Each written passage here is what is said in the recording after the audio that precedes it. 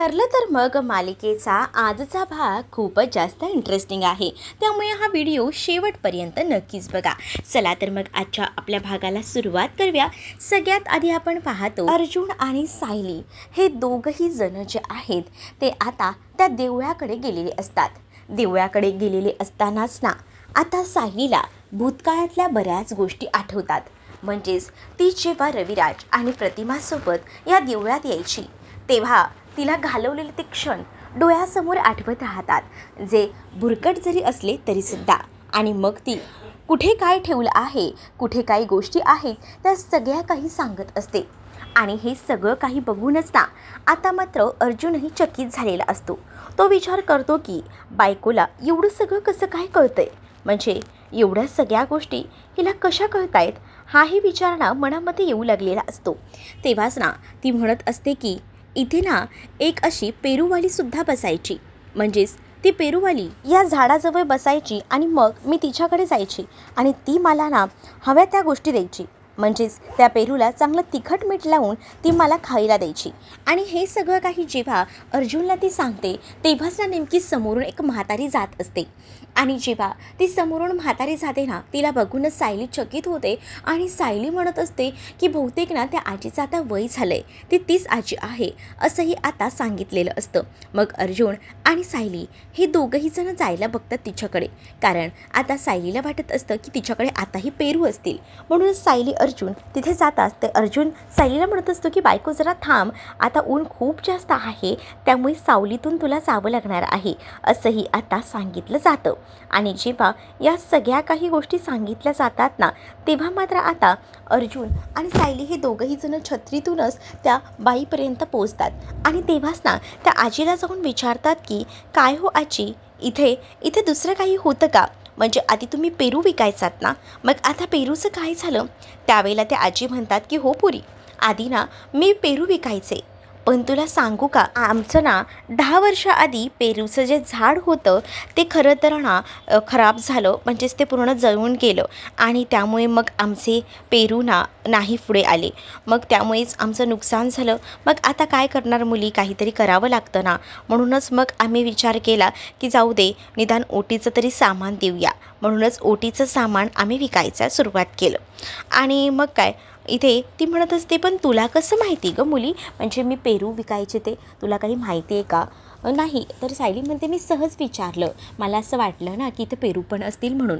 मग दुसरीकडे आता पाहायला मिळतं की प्रियाला चेक करण्यासाठी डॉक्टर आलेले असतात. आणि मग प्रियाला चेक करून झाल्यानंतर डॉक्टर काही सिम्पटम्स विचारत असतात की नेमकं काय काय होतं आहे. त्यावर प्रिया त्यांना सांगत असते की मला अशा पद्धतीचा त्रास होतो आहे, मळमळतं मध्ये कधी कधी. मग त्या डॉक्टर तिला चेक वगैरे करतात. आणि त्यानंतर दुसरीकडे डॉक्टरांना गेल्यानंतर पोलिसांना आता प्रिया सांगत असते की मला ना जरा माझ्या घरच्यांना फोन करायचा आहे, म्हणजे एवढे दिवस झाले मला त्यांच्याशी बोलणं नाही झालं आहे, सो प्लीज माझी जी काही गुड न्यूज आहे ती घरच्यांना सांगायची. ऑलरेडी मी लेटर पाठवलं आहे पण अजून काही त्यांचा रिप्लाय तसा आला नाही आहे. म्हणून मग मला असं वाटलं की एकदा ना त्यांच्याशी फोनवर बोलून घ्यावं. मग त्यासाठी त्या पोलीस म्हणतात की त्याच्यासाठी एक परवानगी लागते, मग मी आपल्याला परवानगी काढून भेटते का.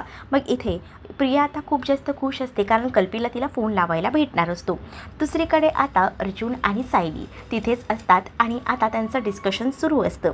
मग तेव्हाच ती बाई जी असते, जी आजी बसलेली असते, ती मात्र आता सायलीकडे बघते आणि सायलीला म्हणत असते काय गं पोरी, तू इथे यायचीस का लहानपणी, म्हणजे मला असं आठवतं ना इथे एक ना लहान मुलगीसुद्धा यायची आणि ती असंच ना माझ्याकडे पेरू मागायची तिखट मीठ लावून, अगदी ना या मुलीनं मागितलं ना अगदी तसंच. मग आता सायलीला तो भूतकाळातला क्षण आठवतो, जेव्हा ती प्रतिमा आत्या आणि त्याचसोबत रविराजांसोबत यायची ना तेव्हा ती असंच करायची. हे सगळं काही आठवू लागतं. तर दुसरीकडे मात्र आता पाहायला मिळतं सायली जे आहे ती ओटीचं सामान घेत असताना ती आता हट्ट अर्जुनसमोर ठरत असते. अर्जुन म्हणत असतो की मी पकडतो ते ओटीचं सामान, पण सायली म्हणते की नाही मी पकडणार. त्याचबरोबर ना सायलीला भंडारा उधळायला खूप जास्त आवडतो, म्हणून सायली ना आता त्या आजीकडनं एक्स्ट्राचा भंडारासुद्धा घेते.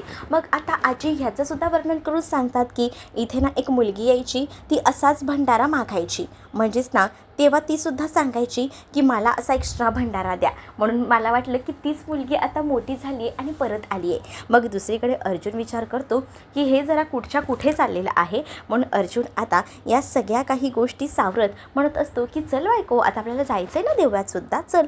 असं बोलून तो आता तिला वर देवळाच्या दिशेने घेऊन चाललेला असतो.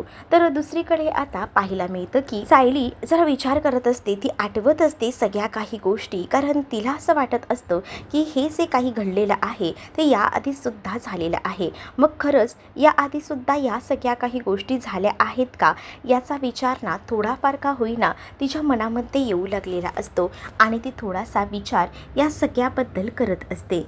तेच आता या सगळ्याबद्दल विचार करत असताना अर्जुन तिला म्हणत असतो की चल बायको, आपल्याला निघायला हवं, नाहीतर उशीर होईल.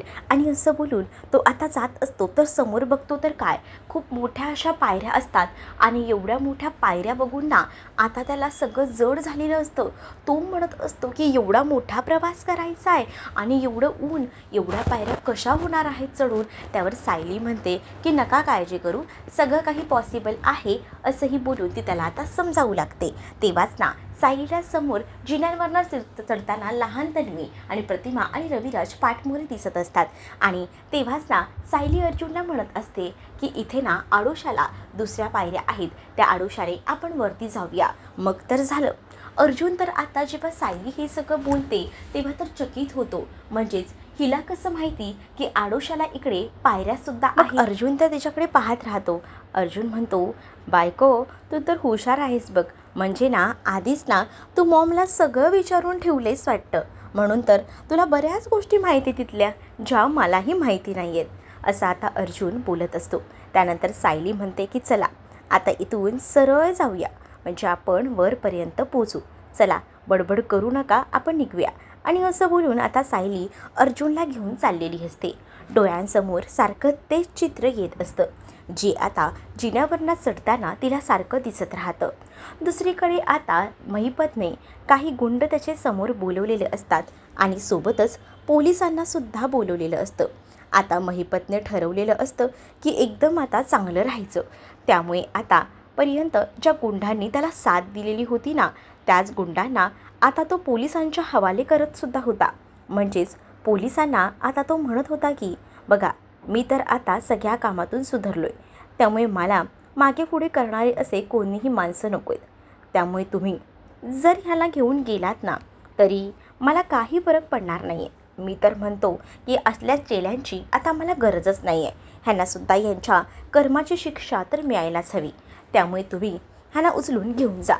तर ते गुंड जे असतात ना महिपतचे, ते आता विनवणी करत असतात आणि म्हणत असतात की काय चाललं हे, प्लीज प्लीज थांबा आणि हे सगळं करू नका. असंही बोलून आता थांबवलं जात असतं. पण तरीसुद्धा ना महिपत ऐकत नसतो. महिपत म्हणतो की तुम्ही मला साथ दिली, मान्य आहे, मी तुम्हाला तेव्हा गोष्टी सांगितल्या, पण तेव्हासुद्धा तुम्ही या सगळ्या काही गोष्टी केल्या ज्या की चुकीच्या होत्या, ज्या की तुम्ही करायला नको होतं. म्हणूनच मी सांगतोय की नाही, यांना पोलिसांच्या हवाले करून टाका.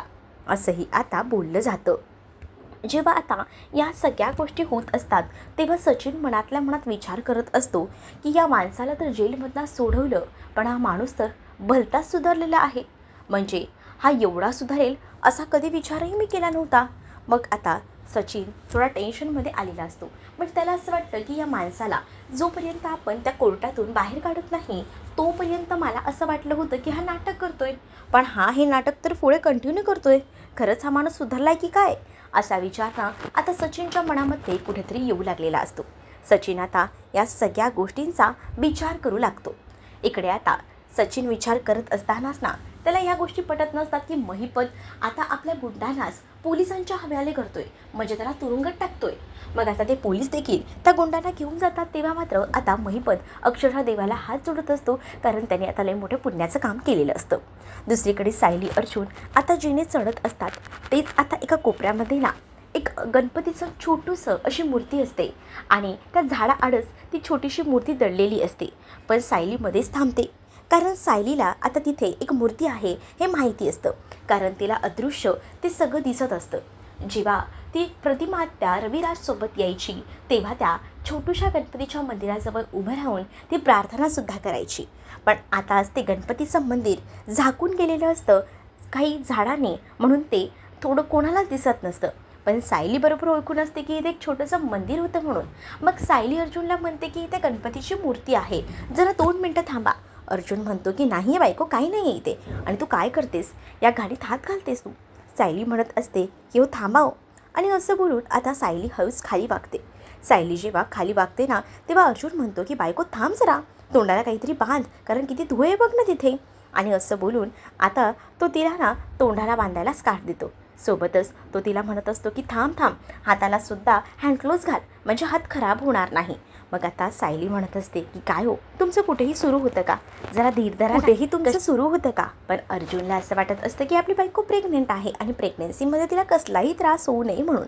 पण आजूबाजूची सगळीजणं ना अर्जुन आणि सायलीकडे बघत असतात आणि त्यांचं एवढं भारी प्रेम पाहून ना ते तर आता चकितच झालेले असतात. आणि जेव्हा चकित होऊन हे सगळं काही पाहतात ना, तेव्हा मात्र आता सायली जी आहे ती म्हणत असते की 2 मिनटं थांबा, सगळीजण आपल्या तोंडाकडे बघतायत, मला एवढं इथलं साफ करू द्या.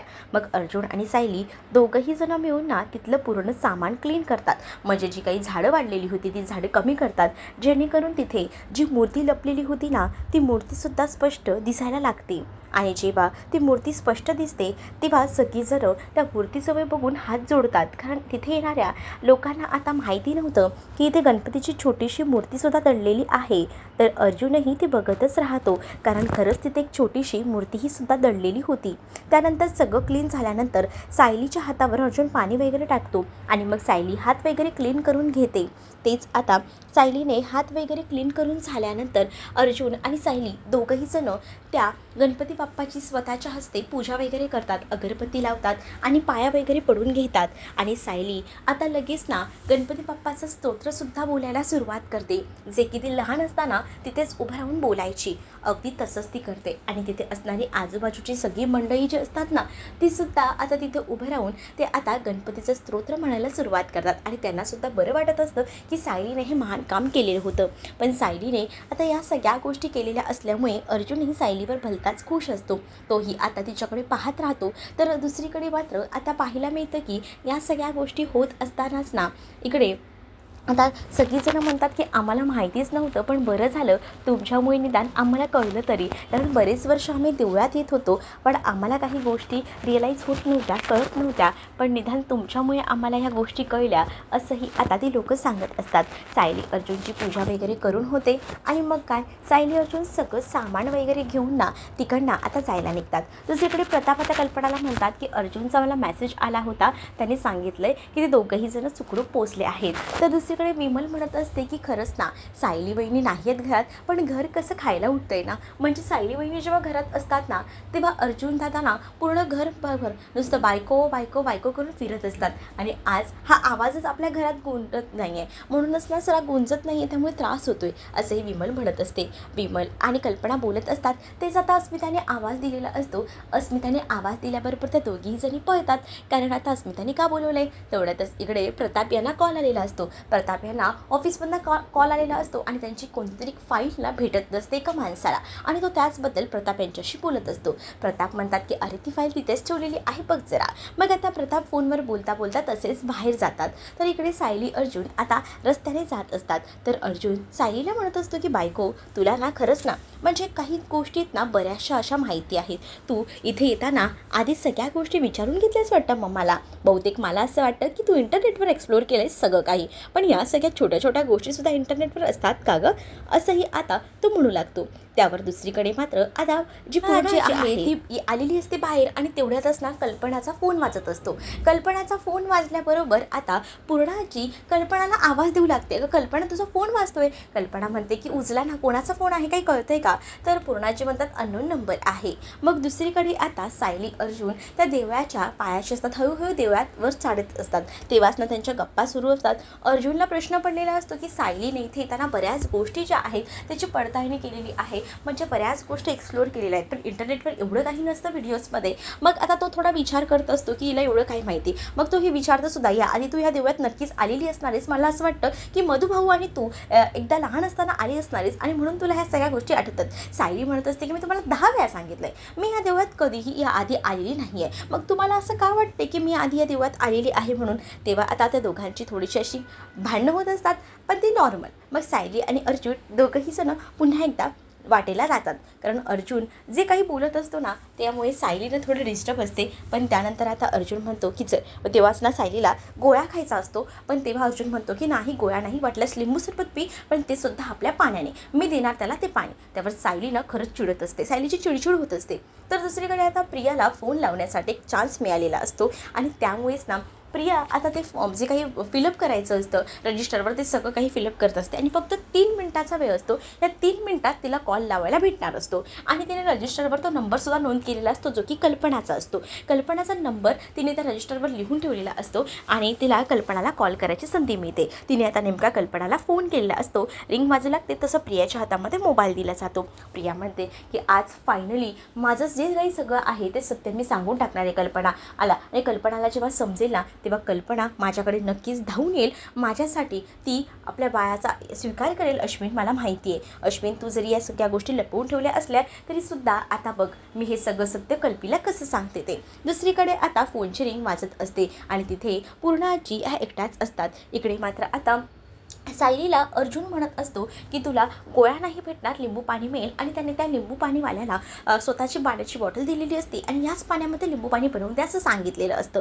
त्याचवेळी सायली त्या मुलाला विचारते की काय रे तूच गोळ्या बनवतोस का, याआधी तुझे बाबा असायचे ना इथे. तेव्हाच ना तो म्हणतो की हो माझे बाबा असायचे, पण कोरोनामध्ये ना ते ऑफ झाले, त्यामुळे इथून पुढे ना सगळं काही मिस करतो, असंही आता तो बोलत असतो. आणि जेव्हा तो ह्या सगळ्या काही गोष्टी बोलतो तेव्हा आता अर्जुन म्हणतो की काय गं तुला कसं माहिती का याचे बाबा इथे काम करायचे ते.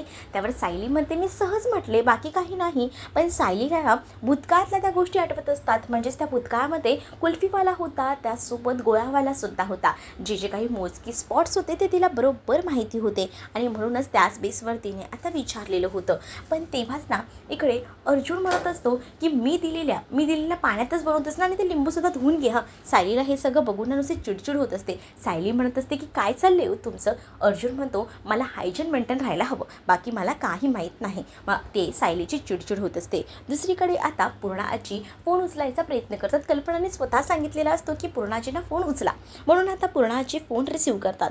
पूर्णाजी जसा फोन रिसीव्ह करतात तसा पूर्णाजींचा आवाज ऐकून इथे तर प्रिया खूपच जास्त खुश झालेली असते, कारण तर प्रियाने कल्पनाला कॉल केलेला असतो. पण कल्पनापेक्षा जर कोणाला पागावायचं असेल तर ही पूर्णाजी तर एकदम भारी आहे, नेमकं देव माझ्या पाठीशी आहे असाही विचार ना आता प्रिया करत असते आणि त्यामुळेच ना ती खूप जास्त खुश असते. ती म्हणत असते की पूर्णाजी मी बोलते प्रिया तुझी तन्वी म्हणून मी घरात राहत होते, मान्य आहे मी खोटं बोलले, पण मला आता माझ्या चुकीची जाणीव होते, मला पुन्हा एकदा तुमच्या घरात यायचं आहे. मग आता प्रिया म्हणजेच खोटी तन्वी ही जी घरात वावर झालेला होता, या सगळ्या गोष्टी पुन्हा एकदा पूर्णाजीला आठवतात आणि पूर्णाजींना या सगळ्याचा त्रास होऊ लागतो. पूर्णाजींना चक्कर येऊ लागते. इथे मात्र प्रिया बडबडत असते मला माहिती माझ्याकडनं चूक झाली, पण इथून पुढे मला असं काही करायचं नाही आहे, पुन्हा एकदा मला तुमच्या घरात यायचं, तुमच्यासोबत राहायचं आहे, मी घरात नंतर पुन्हा तसे काही कारणामे करणार नाही असे ती सांगत असते. तिच्या प्रेग्नन्सीची गोष्ट राहिली बाजूला, पण ती बाकीच्याच गोष्टी सांगते. पण तोपर्यंत या गोष्टी ऐकूनच ना पूर्णाजींना आता चक्कर आलेली असते. पूर्णाजी आता बेशुद्ध पडतात. जशी आता पूर्णाजी बेशुद्ध पडतात ना तसं आता प्रिया तो मोबाईल खाली पडलेला असतो आणि प्रिया इथे सांगत असते पूर्णाजी ना की हे बघ ना पूर्णाजी तुला सांगू का मी ना अश्विनच्या बाळाची आई होणार आहे, माझ्याकडे सुभेदारांचा वारस आहे. पूर्णाजी तू ऐकतेस ना. तोपर्यंत इकडे आता इथे प्रियाचा जो वेळ असतो 3 मिनिटाचा तो संपलेला असतो, त्यामुळे प्रिया सांगते की प्लीज मला बोलू द्या, पण आता ती हवालदार म्हणते की तुझी वेळ संपलेली आहे आणि ती फोन कट करते. तेव्हा आता प्रिया विचार करते की या म्हातारीने ऐकलं असेल का मी जे सांगितलं ते. पण इथे पूर्णाजीने ह्या काहीच गोष्टी ऐकलेल्या नसतात. तिला फक्त एवढं कळलेलं असतं की प्रिया ही तन्वी आहे, तिने फोन केलेला होता आणि त्यामुळेच पूर्ण आजी चक्कर येऊन पडलेल्या होत्या. दुसरीकडे अर्जुन आणि सायली देवळात पोहोचलेले असतात. देवाच्या गाभाऱ्यात पोहोचल्यानंतर तिथे मल्हार देव असतो आणि मल्हार देवाला पाया वगैरे पडत असतात ते दोघंही जण आणि तिथे जागर होत असतो यळकोट यळकोट जय मल्हार. आणि तेव्हाच ना तिथे आता सगळीजण उभे असतात, आशीर्वाद घेत असतात, कारण पूजा सुरू असते. आणि तेव्हाच सगळीजण यळकोट यळकोट जय मल्हार म्हणून प्रार्थना करत असतात. सायलीसुद्धा मनातून जी इच्छा असते ती बोलून दाखवत असते आणि जेव्हा त्या गोष्टी बोलत असताना ती एकच म्हणत असते देवाला की माझ्यासोबत ज्या सध्या काही गोष्टी होत आहेत त्या नेमक्या काय होत आहेत आणि त्याचा पाठपुरावा मला कधी लागणार आहे. देवा, मी या सगळ्याच्या शोधात आहे असंही ती आता म्हणत असते. आणि जेव्हा ती ह्या सगळ्या काही गोष्टी बोलत असते ना तेव्हा तिने अक्षरशः डोळे बंद केलेले असतात. आणि तेच ना आता अर्जुन जो आहे त्याला नेमका फोन आलेला असतो. अर्जुनला फोन आल्यामुळे अर्जुन फोनवर बोलायला बाहेर जातो. सायलीच्या डोक्यामध्ये प्रश्न पडलेले असतात आणि म्हणून सायली थोडा का होईना या सगळ्याचा विचार करत असते. मग तेव्हाच ना तिच्या समोर असे बाबा येऊन उभे राहतात जे की असतात ह्या देवळाचेच. म्हणजेच अक्षरशः असं म्हणायला हरकत नाही की आपले यळकोट यळकोट जय मल्हार जे देव आहे त्यांचेच एक आराध्य दैवत म्हणतात ना त्या टाईपमध्ये तसे काहीसे होते. आणि जेव्हा ते तिथे येतात आणि त्यांना बघितल्यानंतर ना अगदीच ना सायली एकदम चकित होते आणि सायलीला येऊन ते आशीर्वाद वगैरे देतात. तेवढ्यातच सायलीचा फोन आलेला असतो आणि सायलीला प्रतिमात्यांचा फोन आल्यामुळे प्रतिमात्या सायलीला म्हणत असतात की जरा तू येऊ शकतेस का ग माहेरी, जरा माहेरपणाला ये असं प्रतिमात्या म्हणतात. पण तेव्हा सायली म्हणते की प्रतिमात्या थोडं ना मी इथे देवळात आले होते त्यामुळे आम्हाला आज तर काही जमणार नाही यायला. कोणत्या देवळात? मग आपल्या कुलदेवतेला आलो होतो. कुलदेवतेला गेला आहात का? अरे जा जा, खूप छान आहे ते मंदिर. अगं तुला तर सांगू का, तन्वी आणि आम्ही जायचो ना लहान असताना तन्वी, तेव्हा ना खूप मजा यायची. तन्वीची तर तिकडची लोकं ना सगळीच ओळखीची झाली होती कारण तिचं तिथे जाणं आणि तिकडचं सगळ्या काही गोष्टी अगदी जवळच्या होत्या. मग या सगळ्या गोष्टी जेव्हा प्रतिमा आत्या बोलतात ना तेव्हा मात्र आता सायलीला कुठेतरी जाणीव होते की बरोबर प्रतिमा आत्या जसं बोलतायत तसंच सेम टू सेम आपल्यासोबतही घडतंय. मग या सगळ्या गोष्टी आणि ह्याचा काहीतरी ताळमेळ लागतोय का हाही विचार ना इथे सायली करत असते. त्यानंतर फोन ती ठेवते आणि पुन्हा देवळात आलेली असते तर ते जे बाबा असतात ते तिच्या समोर येऊन उभे राहतात आणि सायलीला ते म्हणतात की तुला बऱ्याच प्रश्नांची उत्तरं हवी आहेत. मला तुझ्याकडे बघून कळतंय की तू सध्या खूप मोठ्या संकटात आहे, तुला कोणत्या प्रश्नांची उत्तरं भेटत नाही आहेत. पण तू काळजी करू नको, हळूहळू तुला सगळ्या प्रश्नांची कोडी उलगडतील आणि सगळं काही ठीक होतील, फक्त थोडा वेळ दे पुरी असं देखील आता ते म्हणत असतात. आणि तेव्हाच ना सायली त्यांच्याकडे पाहतच राहते. सायलीला कळत नसतं की हे सगळं आपल्यासोबत होतंही तरी काय नेमकं. मग आता ती उभी असते आणि जेव्हा ती समोर उभी असते ना आणि ती सायलीच्या डोक्यावर हात ठेवून तिला आशीर्वाद देतात तेव्हा मात्र अर्जुन असतो. अर्जुनला एक कॉल आलेला असतो म्हणून अर्जुन फोनवर बोलायला बाहेर गेलेला असतो. तोपर्यंत सायलीसोबत हे सगळे काही प्रसंग घडत असतात. जे बाबा येतात ते सायलीच्या डोक्यावर हात ठेवून आशीर्वाद देत सायलीला म्हणत असतात की सगळ्या काही गोष्टी नीट होतील, फक्त थोडा वेळ द्यायला हवा.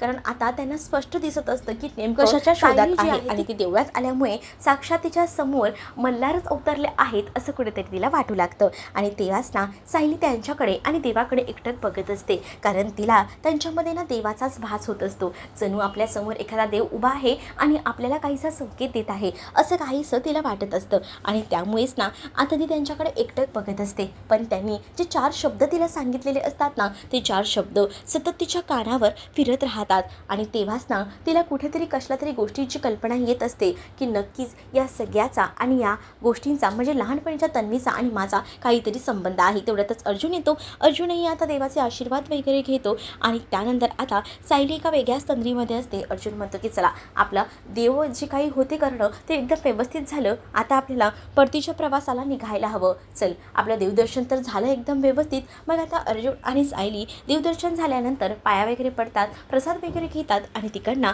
परतीच्या प्रवासाला निघत असतात. आणि त्याच वेळेला गाडीमधून जात असताना सायलीच्या डोक्यामध्ये सतत तेच विचार येत असतात की नेमकं काय आहे, म्हणजे मी जेव्हा देवळात गेले होते आणि तेव्हा त्या सगळ्या गोष्टी दिसल्या ह्यावरून. मग दुसरीकडे प्रियाचा हा प्लॅन फ्लॉप झालेला असतो आणि त्यामुळे प्रियाला काहीच कळत नसतं की आपल्यासोबत काय झालं. पूर्णाजीने ऐकलं असेल का? मग त्यातच तिथे हवालदार असते ती म्हणते की तुझ्या बाळाचा कोण स्वीकार नाही करणार आहे त्यामुळे तुझं हे कार्टं बाळ ना कोणालाच नको आहे. प्रियाची चिडचिड होते. दुसरीकडे पूर्णाजीची मेमरी परत आलेली असते. म्हणजेच काय, पूर्णाजी इतके दिवस जी सायलीला तन्वी म्हणत होती ते आता तिने ते तन्वी बोलायचं बंद केलेलं असतं. ती डायरेक्ट आता तिला सायली बोलत असते आणि त्यामुळे सगळीजण चकित होतात. तर तुम्हाला हा भाग कसा वाटला हे नक्कीच मला कमेंटमध्ये सांगा आणि अशाच नवनवीन भागांसाठी आपल्या चॅनलला सबस्क्राईब नक्कीच करा. चला तर मग भेटूया पुढच्या भागामध्ये.